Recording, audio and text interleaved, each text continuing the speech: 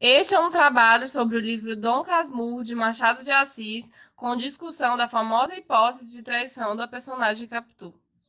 Nascido no Rio de Janeiro em 21 de junho de 1839 e falecido no mesmo lugar em 29 de setembro de 1908, Joaquim Maria Machado de Assis, mais conhecido como somente Machado de Assis, foi um dos maiores escritores do Brasil, sendo sua principal e mais famosa obra, e também considerada mais importante, Dom Casmurro, publicado em 1899. O livro conta a história de Santiago, o protagonista, que lembra e revive seu passado. O romance explora temas como desconfiança, ciúme e traição. Alguns personagens têm nomes que não são por acaso ao longo da história. O próprio protagonista mesmo foi chamado de várias maneiras. Bento significa abençoado. A relação seria que mesmo antes de nascer, ele já teria seu destino traçado ao seminário por sua mãe, que o carinhosamente chamava de Bentinho. Ao fim do livro, esse já é chamado de Dom Casmurro, que indica um sujeito triste e fechado. Quando ele estava idoso, vivia amargurado, remoendo o passado por sua desconfiança sobre uma possível infidelidade de sua esposa, gerado pela semelhança de seu único filho com seu finado amigo. Santiago significa Santo Iago, ou uma aglutinação de Santo Tiago.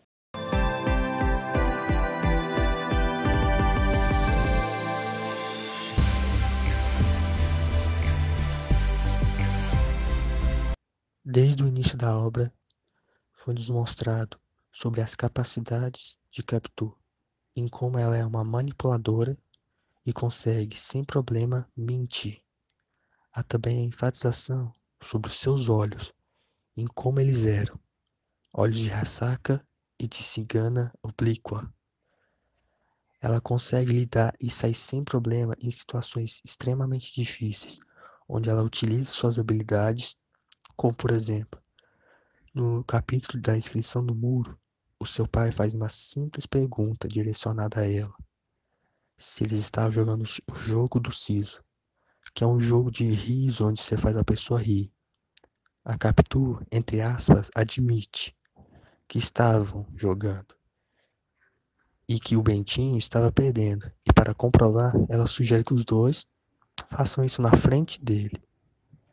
Porém, Bentinho não ria e logo em seguida ela se justifica, dizendo que a presença do pai estava causando tal situação.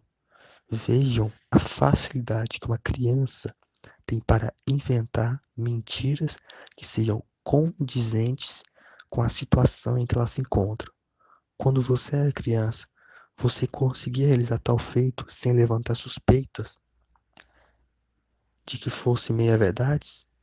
Desde que Escobar foi apresentado, foi mostrado que ele é um rapaz que tem facilidade e tem gosto por matemática e comércio.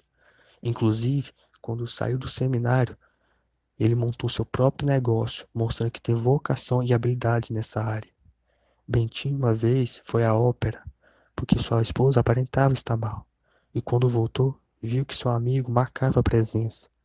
Ele disse que estava lá para conversar sobre os embargos terceiros, só que esses embargos não valem nada. Então, por que um homem com tamanha intimidade, com comércio e matemática, se interessaria sobre uma coisa que não vale nada, financeiramente falando?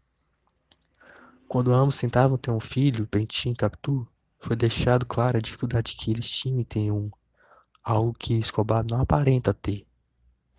Quando o filho de Bento nasceu, ao decorrer de seu crescimento, Ezequiel tende a ter características de Escobar, não só em questão de personalidade e jeito de andar, mas o físico e a aparência também.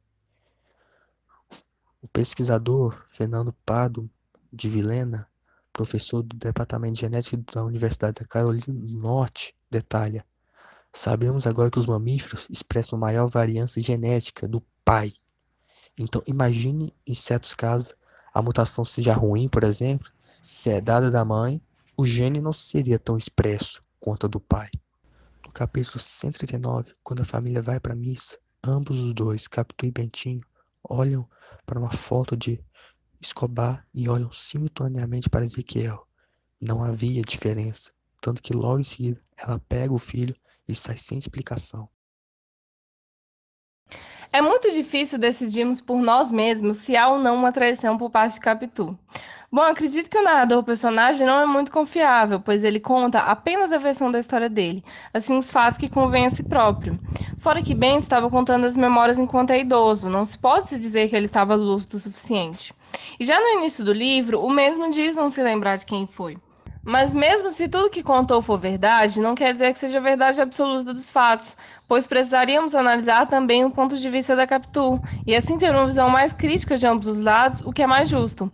E ao desenvolver de toda a história, não conhecemos Capitu de verdade, sabemos só a versão contada por Bentinho, que se mostra desde já um homem obsessivo e ciumento, tentando desde o início da história apontar Capitu como alguém que já no início tramava contra ele. Havendo como esperta, dissimulada, e pelo que conta nossa infância, o mesmo seria puro e ingênuo. Também não há prova nenhuma ao decorrer do livro inteiro sobre a traição de Capitu. Tudo que nos é apresentado são os desvaneios e inseguranças do protagonista. Dom Casmurro é um livro de muitos significados. É muito bem escrito e o autor deixa por nossa conta a decisão de traição ou não. Por isso, não podemos apontar algo com 100% de certeza. Vai da percepção de cada um ao decorrer da leitura.